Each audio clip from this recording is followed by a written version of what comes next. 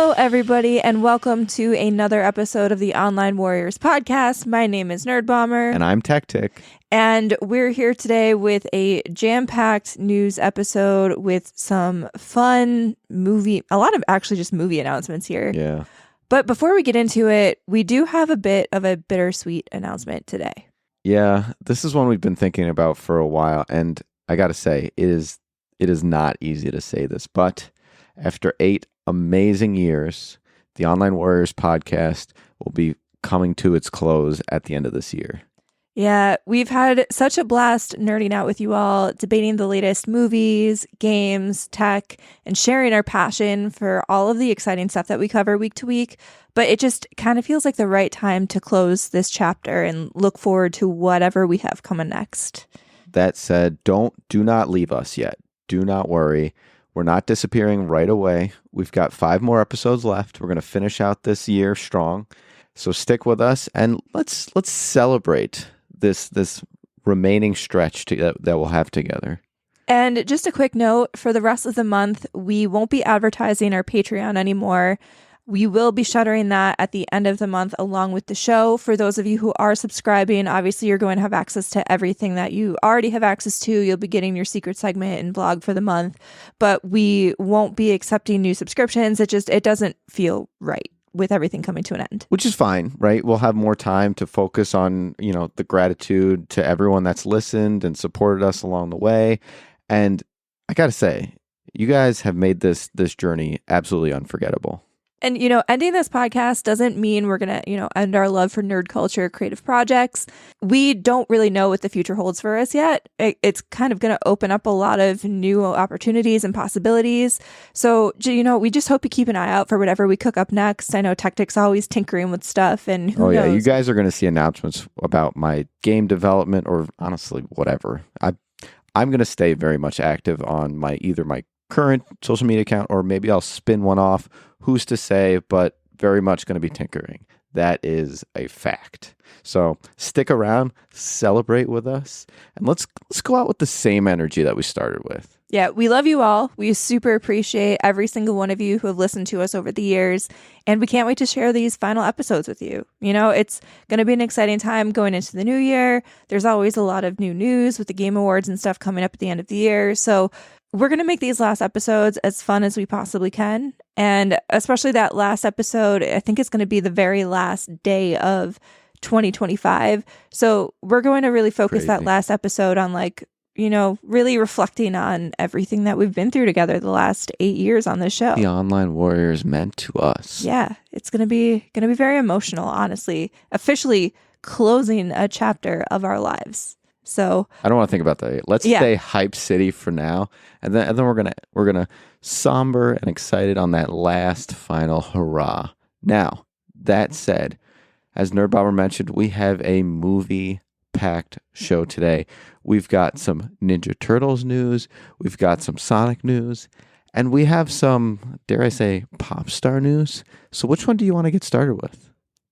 Let's start with, we'll kind of bookend the 2 animated / superhero-y type things at the start and the end of the episode. So let's start with Sonic the Hedgehog, because I know, too, you have a lot to say. You're a big Sonic guy. You love the lore, and we can talk about this a little bit. Sure. So Sonic the Hedgehog has a spin-off movie confirmed.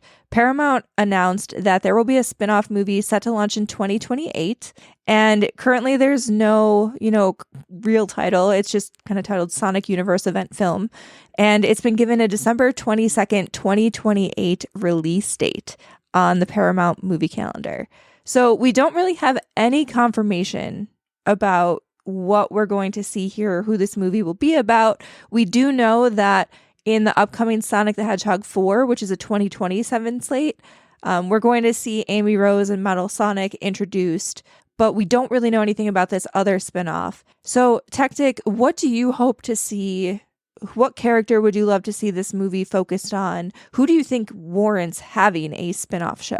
So before I mention who that's going to be, I want to talk to two counterparts. Okay. So we know Shadow is Sonic's counterpart. Mm-hmm. Tails is Eggman. They are each other's yin and yang, we'll say. They're like the tech techie guys. Yeah. So that really only leaves, who is the counterpart to Knuckles? Knuckles has his gems. It's going to be someone who's also obsessed with gems, i.e., Rouge the Bat. And a lot of articles and things have already speculated that, so I'm not saying anything like crazy, but that's who it's got to be. It's everyone should know this, and they are a great character. However, and it's kind of like if you know Catwoman, you know how she's a cat burglar, and she's also got that, like, I don't want to say this for like a child's thing, but like she's got that sexiness I hate that. to her. No. But like that's a good point though. Were you like that little kid who, like, let's be real, we know that I was always uncomfortable by Rogue. I was always uncomfortable by her because I thought it was very out of place, and I hope that they like tamp it down. I really do. I think it's too much. It's too boobily. It's too much. She's boobing too boobily. She's boobing too boobily. But she's a great character. She is literally like what is Catwoman, who is also a great character, who has like a full arc of like, is she selfish? Does she actually show compassion and like she's a good team player? She's a very complex and dynamic character. If like when you look at characters like Sonic is like, he's a little bit of an asshole, but inherently good. Tails, inherently good. Shadow and Rouge, like I feel like, and even Catwoman, like those characters that are super even compelling. Eggman.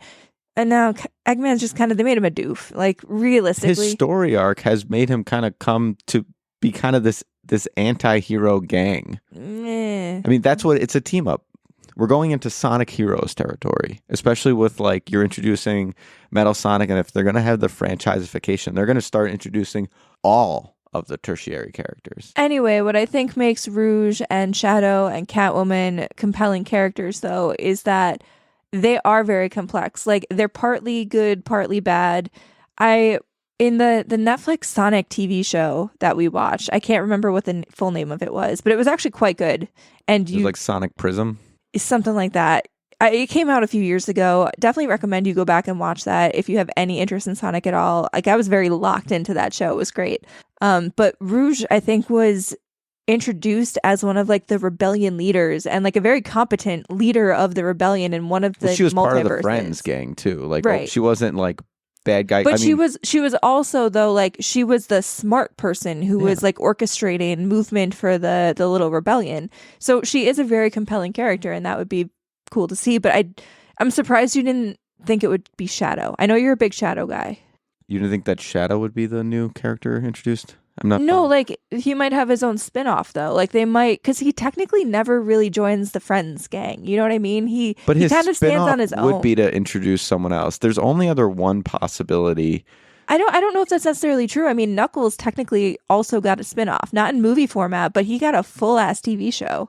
We didn't watch it, but you have to be careful though, because the one time that Shadow did like a spin-offy thing, it was when he was on a motorcycle with guns. That would be incredible. I would watch the shit out of that. That game was not well received. I beg to differ. I think now it's one of those things where at the time it was not well received, but in retrospect, it kind of became a cult classic. Well, no, because they've already like did a wink to that in the movie. In the Sonic 3 movie, him having a motorcycle, that was the wink to that. That's done. And why not? Why does one single wink necessarily mean that the entire shtick is done? Because at that point it becomes a shtick, and you don't want to have a shtick of a movie. I don't think so. I think you could really lean into having a dark Shadow movie. He's plenty dark. I mean, no, I mean like a dark, like make him be like John Wick, but Shadow the Hedgehog. I think that would be really entertaining to watch. Him having to team up with Rogue to like Rouge to do something, it's probably going to be steal something, or it's going to have its own storyline. Them not like being isolated does not take away from the grit. And I think it only amplifies it because it gives people a new character to fall for. I don't know. I still see myself, especially because Keanu Reeves plays Shadow. I think it would be hilarious if they made a John Wickified Shadow movie because it's Keanu Reeves. I think that would be hilarious, and people would tune into it, and it would probably be super badass. Be, though? Like him just solo, there's not much substance there to carry. There was a whole video game. There was a whole video game that didn't do well at the time because people. Seriously, if you look at that era, so that was a PS2/GameCube era game. And it was marketed at that time. Sonic the Hedgehog was very much still a kid's property. And I think now, like, that generation has grown up and we are some of the primary audience for new Sonic content. At the time, though, back then, parents did not want to buy their kid a Sonic game and then be like, why are there guns here? So that's probably why it didn't do super hot. They are finishing out the cast and crew of Sonic Adventure Battle 2. Okay. So that... I want to make a bet. I want to make a bet here that for this solo spinoff, this is not... Like, it would be weird. I feel like to complete the Sonic crew, it would be weird to introduce Rouge in her own standalone spinoff, because that's what this movie is going to be. It's a standalone. It's a spinoff. So, like, if they want to assemble the team together, that would be a weird way to introduce her. So my bet, and we can shake on this right now, and we can revisit this between you and I. We'll come back. We will literally... They did that with Knuckles' best friend. He was like in Knuckles 3 as like a weird thing, but they never like... So the Knuckles spinoff series, he made best friends with that guy. I forget the actor's name. Adam Pally? But like... Yeah, but and he was just kind of flashed. But he was in the series right along. He was in the first Sonic movie. What? Oh, he was. He was like the goofy friend. Yeah, he was already part of it. So we will resurrect the podcast for like a day. We will blip up on YouTube to come out in 2028 and see who the spinoff was. But I am placing my bet so hard on this being a John Wickified Shadow the Hedgehog spinoff. And he is going to be badass and violent. So and you are going to love it. You don't think that there's going to be any other This is just going to be... Yeah, because they already said this is like a spinoff. This is not going to be part of the main franchise of movies. So I really do think this is just going to be a badass Shadow movie, just him on his own, Lone Ranger, because there is no other character in the Sonic universe that is a Lone Ranger like that. You could maybe argue Eggman, but like, who wants to watch a full 2-hour movie? There is a lone character that does have an interesting arc, but we're not there yet. Ooh. Zero. Who is that? You are deeper in Sonic lore than I am. And so like, that's what I'm saying though. Like, so Zero is from the future. Oh my God. He comes back and he needs Sonic's help. No one's going to know who that is. So you can't put a movie tent pole around People him. know who Zero is. He's got a huge following. Not the huge general public. You had to, like, I'm a nerd. I'm deep in Sonic lore and I didn't know who that was. Well, you have to understand the Sonic lore mirrors the Dragon Ball Z lore. Like, Zero is Trunks. You know who Trunks is. That's Vegeta's son. You know who Trunks is. Is that the green guy? Okay, you don't know who Trunks is. You guys are... This is... So one of my nerd black holes or blind spots every Dragon Ball Z character I mentioned, she always goes, that's the green guy, right? Doesn't matter what name. Is that... No, you just said that's Vegeta. Piccolo. Piccolo's the green guy. Which makes sense because he's a pickle.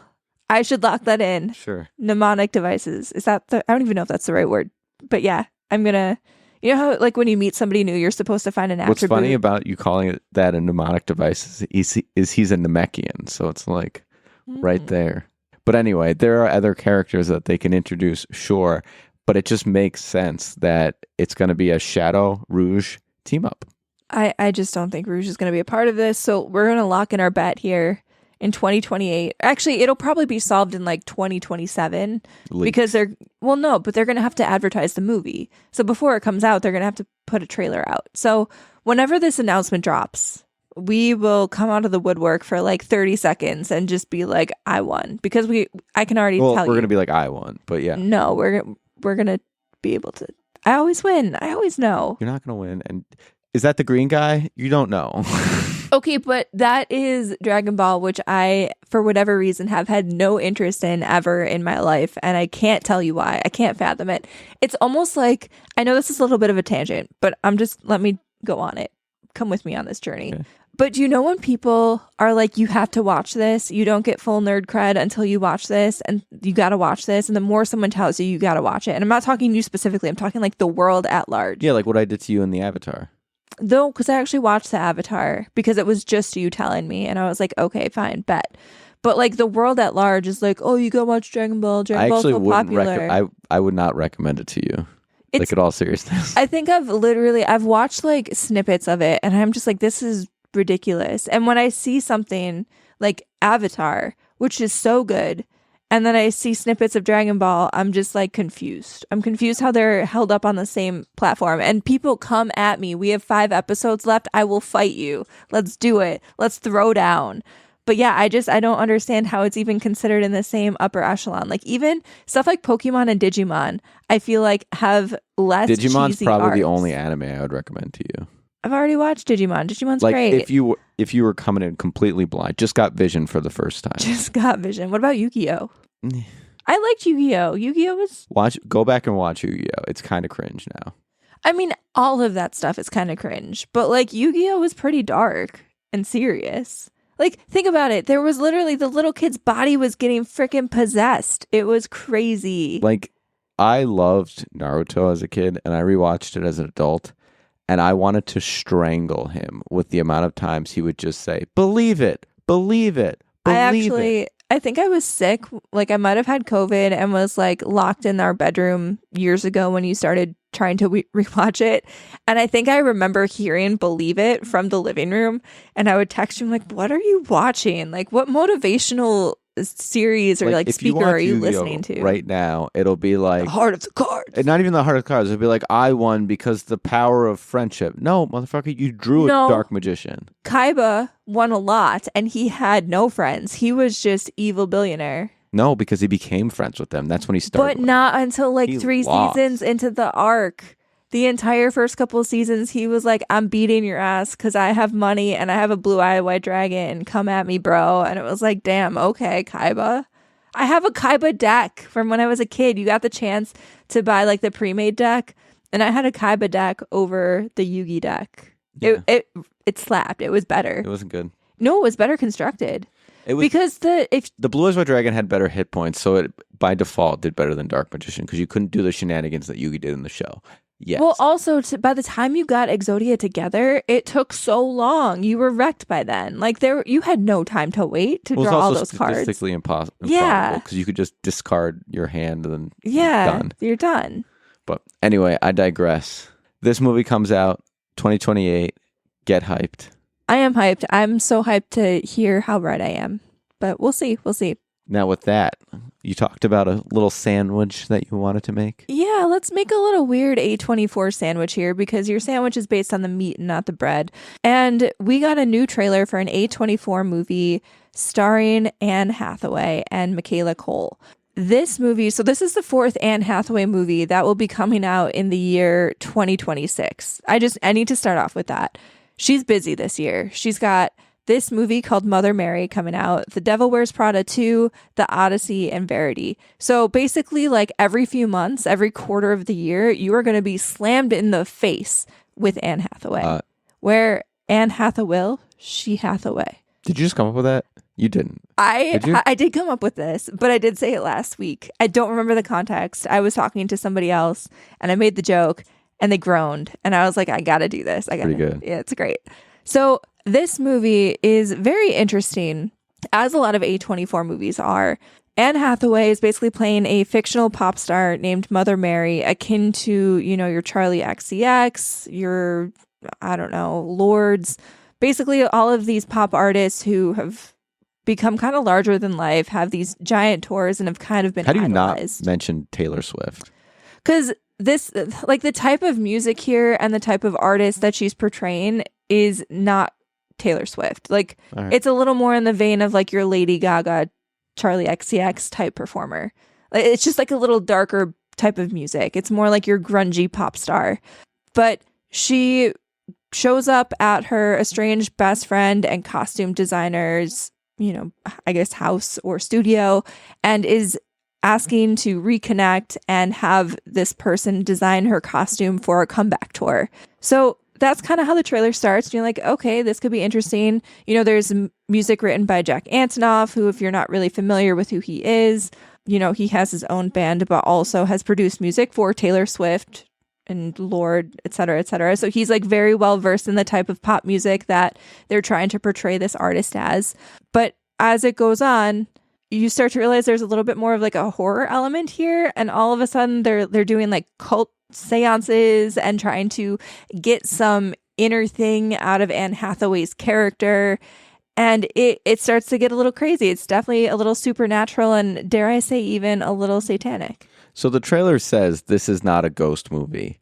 And it's also not a love story. And I think it stands by that. Yeah. I think it's using just a lot of personification throughout the whole movie. I think it's just trying to take whatever emotions and healing that she's doing between her and her friend and putting that in some sort of visual medium. I think we're going to think as the audience that it's a horror movie, and in the end it's going to be like this big reveal that it was really just all in her head, kind of like Science almost. I get that vibe so hardcore from this, and I kind of makes me more appealed to it, because normally I'm like, horror movie, but this one, it seems like it's just like more of like a mental thriller, which I'm here for. It gives me, and I mean, obviously, like same studio, and maybe I'm trying to think. So David Lowery is the director, and I want to say that he also had a hand in Midsummer. I might be wrong here, but this also gives me like Midsummer vibes, where Midsummer, if you watch that movie, like it kind of alludes to like, yes, they are doing some, you know, mythical chanting and stuff, and there's the supernatural element to the thing that they're celebrating. At the end of the day, it's just straight murder. Right, at the end of the day, they just kind of like work each other up into like a fervor, and it's not supernatural. It's just people kind of just working themselves into this frenzy. That's what. And I think this is what this is going to be. It gives me very big Midsummer vibes, which again makes sense. It's a good comparison. What I do think too is going to be really interesting is I feel like this is also going to have a lot of commentary on how people view pop stars. I feel like pop stars have always been huge throughout, you know, the last few decades. I feel like people idolize pop stars, and that's nothing new, but I feel like especially lately you do have these idols that people put on pedestals and they become a little bit larger than life. And I feel like it's even more prevalent because we have social media, we have the internet. It's all in your face. You have people, and again, groupies always existed, but you have people who are literally traveling from show to show to show to show. Like there are people who are following these artists and, like I said, putting them up on a pedestal. So I think there's going to be a lot of social commentary too about how, you know, it's almost like people bewitching you as the pop star, but really, again, kind of like what we're alluding to with Midsummer, it's all just kind of like this mental thing. I mean, this isn't the first time we've seen this kind of theme in a movie. Correct. I'll give you a really good example. K-pop Demon Hunters. The Han Moon. Well, the Saja Boys. Yeah. When Let Me Be Your Idol. That was literally this. So, like, it is very kind of a real showing of this idolization of these pop stars. And I like it under the guise of a satanic ritual. It's kind of neat. Yeah, I really, like I said, I like the parallels, and I'm really looking forward to it. Especially like Anne Hathaway is just such a good actor. I feel like she has such incredible range. Like she can really kind of creep you out in some roles. She can. Do you think? Oh yeah, I think she can really play a good, you know, weird satanic pop star here. I think she has two kind of eyes. I don't know. I feel like she can kind of like turn on dead eyes sometimes too. If you look at her IMDb and all of the different genres of movies that she has tackled, she has insane range. She really does. So I think this was a pretty great choice. Especially, I think she's actually singing the songs as well. Like she's actually going to be performing. I might be wrong, but like I'm pretty sure she can sing. I did watch her. This is kind of like a weird, again, another weird tangent, but she was on the Kelly Clarkson show, like Karaoke. And I think she actually performed one of Kelly Clarkson's songs and like crushed it. And Kelly Clarkson was just like, damn, okay, get it, girl. So get hyped for this. This comes out in the spring of 2026. And I can tell you we're going to watch this. Yeah, I'm actually really looking forward to this. I'm really hoping. So we usually talk about a lot of movies in context of the drive-in, and I know this is coming out in spring, and spring gets a little chilly, but depending on like when the spring window hits, we're gonna be getting a little bit warm. This could be a really good drive-in movie. Like this could be a good second show, you know, like when it's really dark out and you don't have the dusk anymore, and it's kind of like a lot of people have left and it's only half the cars still in the parking lot and it gets a little spooky. Yeah, this could be a great drive-in movie. I would still see it outside of the drive-in, but like, yeah, this could be a really good little drive-in movie experience. Absolutely. So get hype. Now with that, we're going to take a little break. But before we do, I would be absolutely remiss if I did not call out our fantastic, I'm just going to call him our producer at this point, Mr. Steven Keller. Steven has been our producer now for quite a while. as a result of his wonderful support, he gets this shout out every week. He's gotten to come on the show. He does have one more guest spot before the show is over. So Steven, get in touch. We got to schedule that. He gets access to our weekly secret segments or monthly secret segments and vlogs and all that good stuff.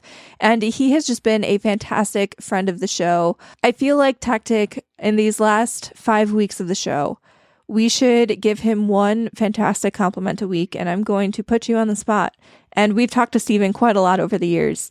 Give him one compliment. I'll give him one next week. We'll alternate. It'll be great. Tenacious. Steven is tenacious. The games he plays are punishing, and his ability to grind through and complete them is admirable, I will say. So, Steven, thank you for being tenacious. Thank you for being our producer. Thank you for all of the support over the years.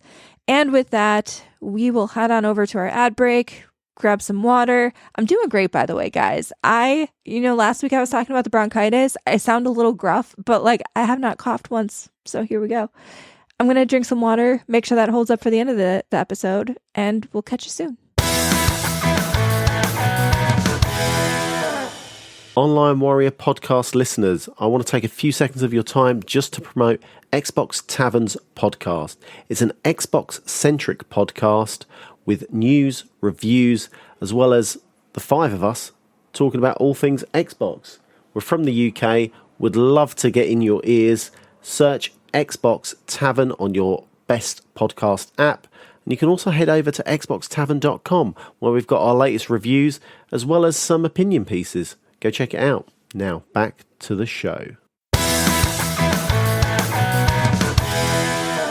And we are back with our third and final news topic of this week, and one of the final news topics of the Online Warriors podcast. How crazy. It's not one of the final ones. No, but I mean, we got 5 weeks left. I'm going to drop those little Which is at a minimum, like the 13th lucky left. number 13.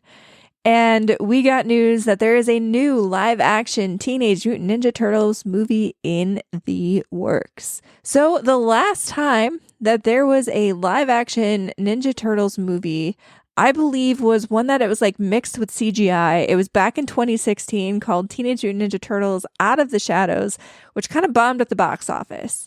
But the TMNT franchise got that reboot with that was Seth the Michael Rogen. Bay one, right? It might have been, yeah, I think so. Oof. We saw that one at the drive-in. I do remember that.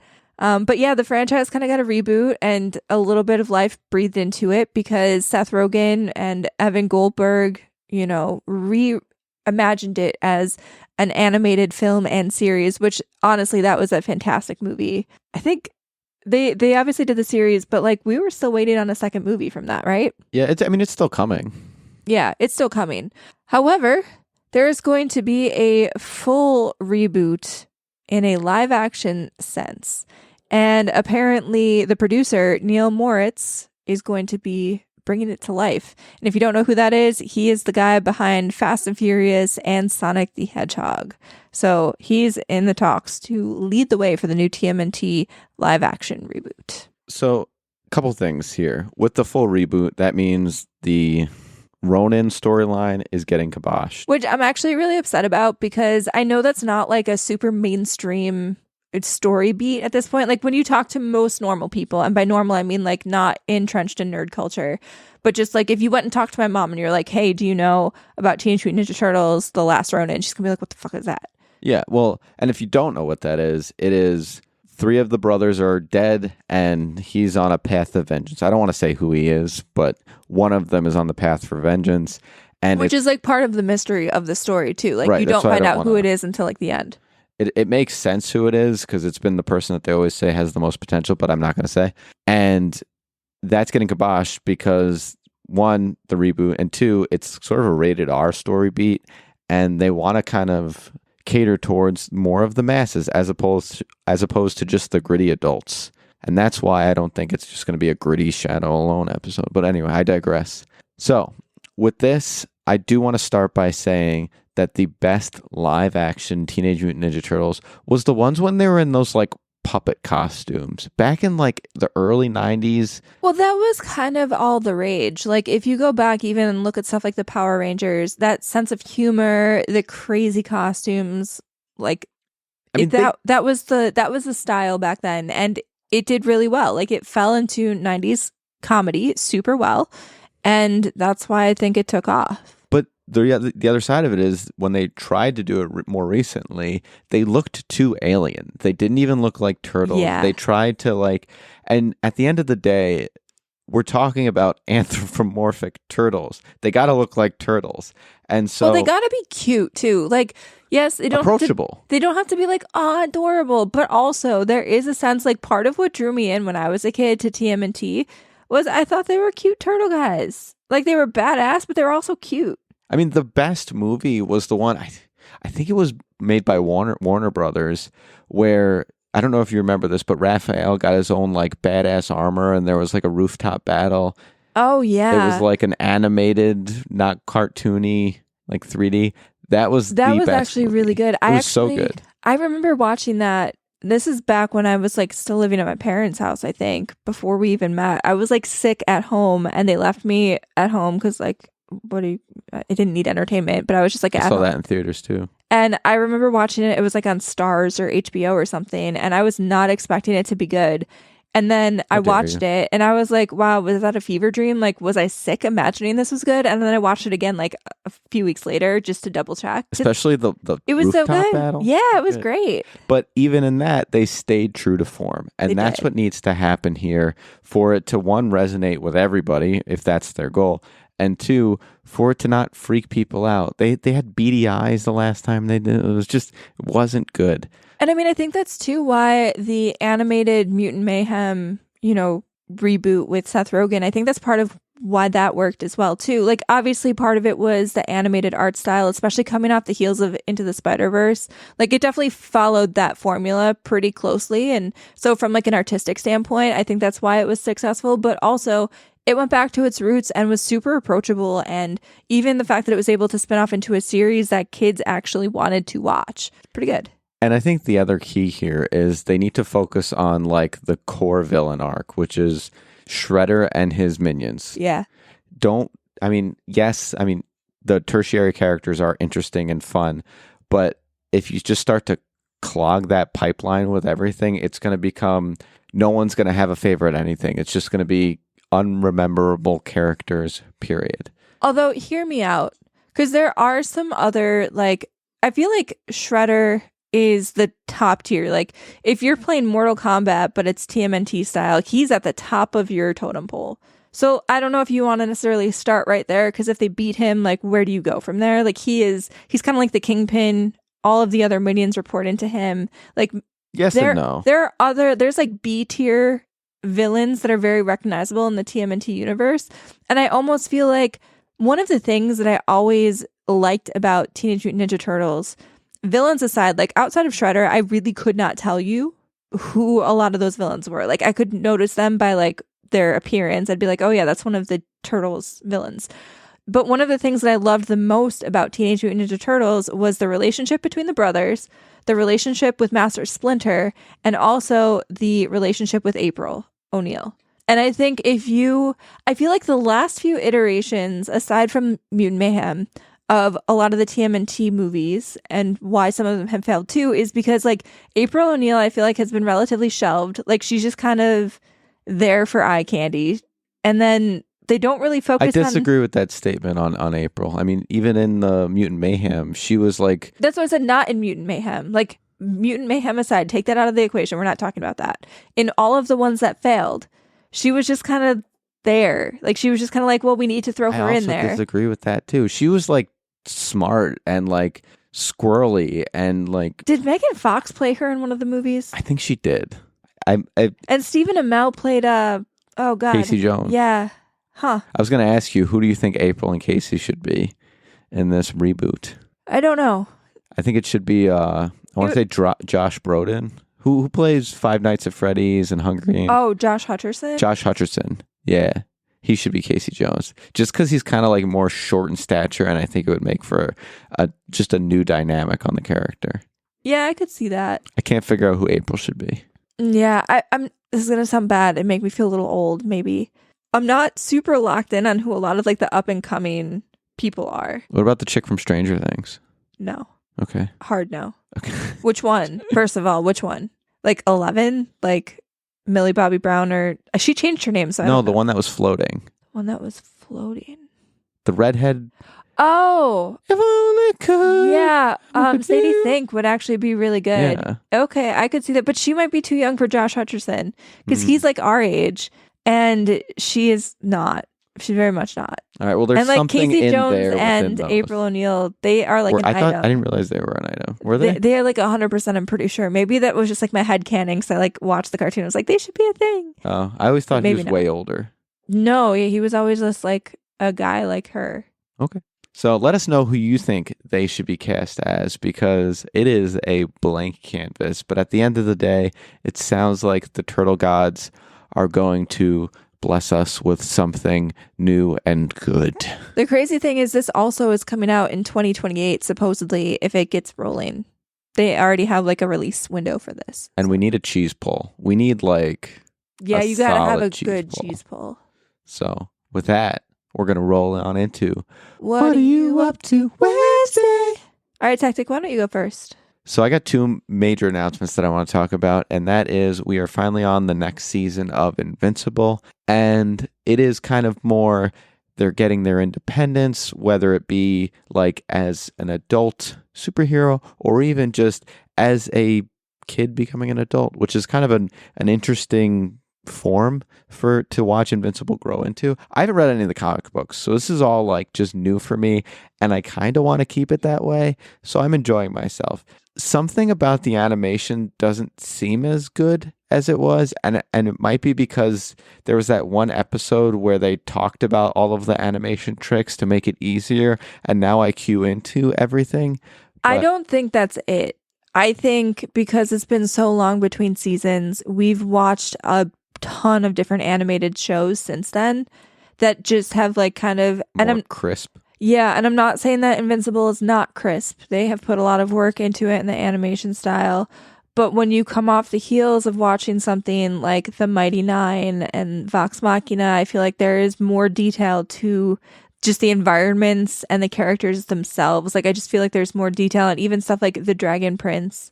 Yeah. It's just a different art style. And so when you can then come off of the heels of that, because we literally watched the Mighty Nine episodes that were out and then jumped right into Invincible. And I think copying the two probably is Yeah, pretty. you're probably right. So that's the only thing that I just got to get used to then is the animation style that they have within that show. And then the other thing, and this is the big thing, is I saw Wicked on Broadway. I've seen the first movie. I haven't seen the second movie, and I said I want to see Broadway first, and then we'll watch the second movie. Now, before we talk, because I do want to kind of get into this a little with you. This is a spoiler alert, I suppose. If you haven't seen the second act of Wicked, whether that's in movie form or Broadway form, turn your ears off. I don't want to really spoil much. I just want to make my overall. Okay. And because the movie hasn't been out that long. So if people, they have now the ability to see one or the other. Play has been out for like 20 plus years. Yeah, but it's tough to, like, it might not come in your area, etc. Come in my area. Gross. And so the main thing that I want to say is the first act or the first movie is so much stronger than the second act. This is true. In that the second act, it just feels like they're like taking a dead sprint. It is shorter.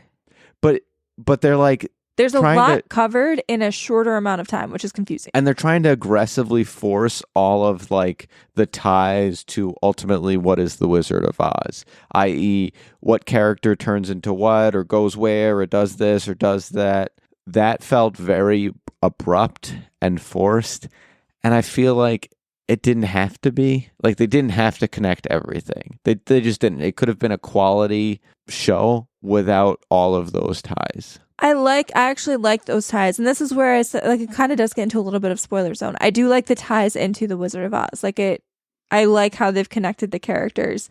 I just do think that it felt rushed. And so I'm really interested to see when we watch the movie, which we have not seen yet.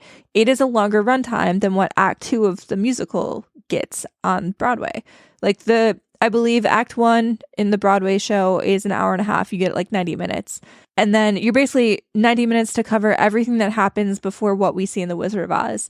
And then you get like an hour for Act 2, which is basically covering the entire parallel plot that's happening during The Wizard of Oz. So it does feel like a dead sprint because you're trying to cover The Wizard of Oz is what, like a 2-hour movie? Yeah. You're trying to cover like a 2-hour movie's worth of background context into an hour.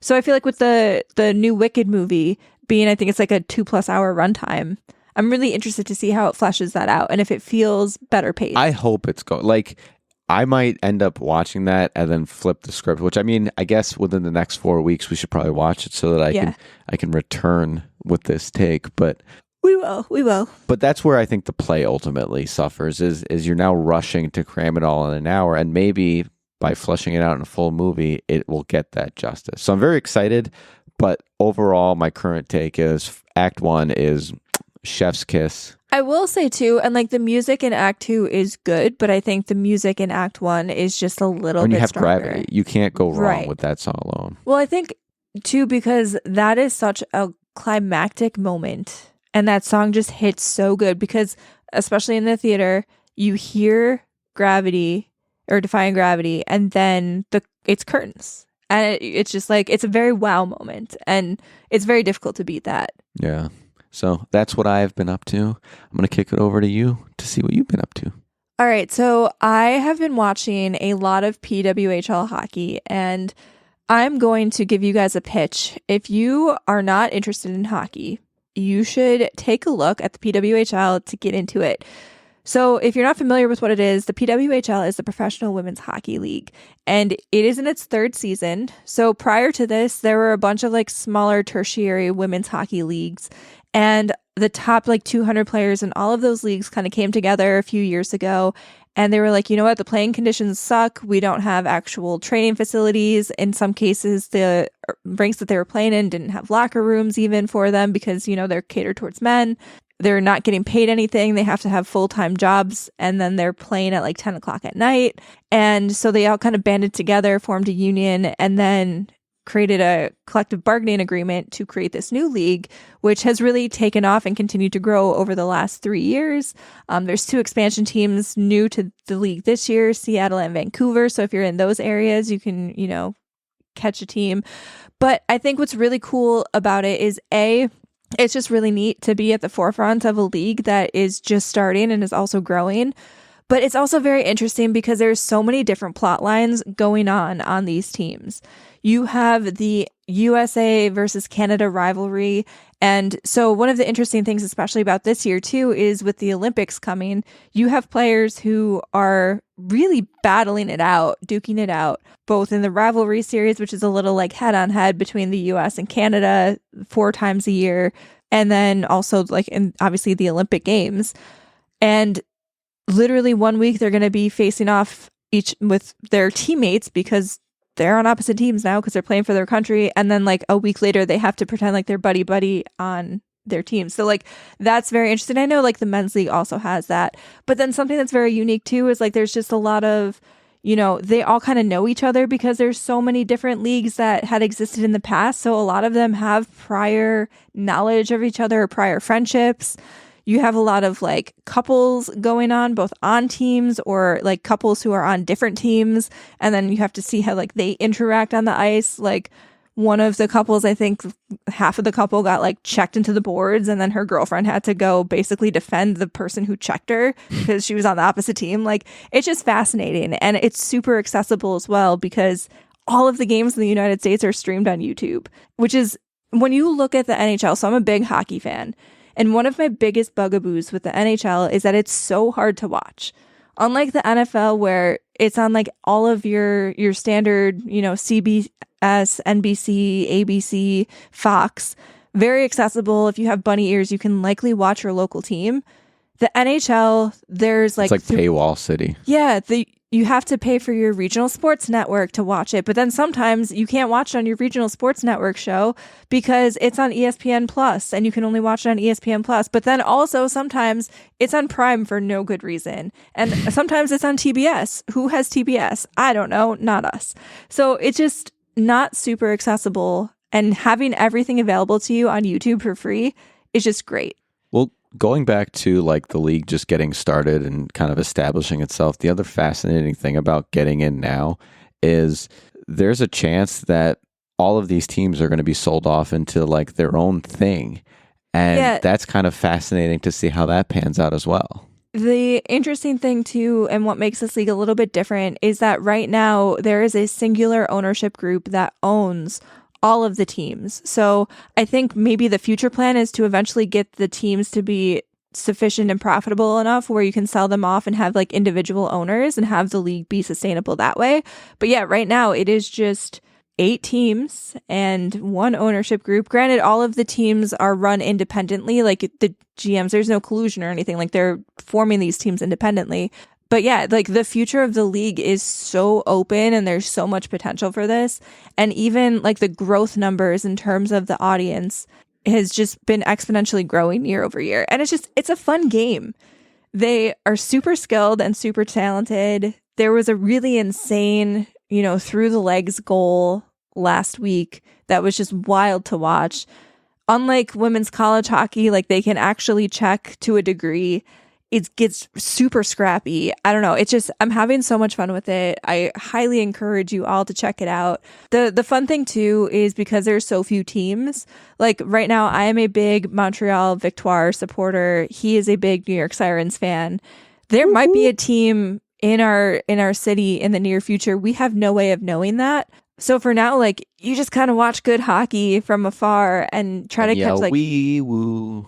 I gotta give the Sirens, they do like the wee woo thing is really fun. I have to be honest. It is super fun. So yeah, that has really been my main thing. I've been watching so much hockey. I mean, I'm still like kind of on the tail end of the whole like sickness thing, so I wasn't trying to do a whole lot and get super involved. We also, I guess I'll throw this out there. I don't remember if we've talked about this on the show, but we are getting our kitchen redone. Like our kitchen is being blown up, basically, walls coming down. And so we don't have access to our television on a regular basis because our living room, tarped up. Yeah, everything is tarped up so it doesn't get like bogged up in dust. So yeah, not a lot of gaming going on at the moment because that. But we'll get back to it. We will get back into it. So with that, I hope you enjoyed this week's episode. Come find us again next week or listen to us. Or just be like, screw you guys, we hate you, bye. But hopefully not. In the meantime, stay safe and keep on podcasting.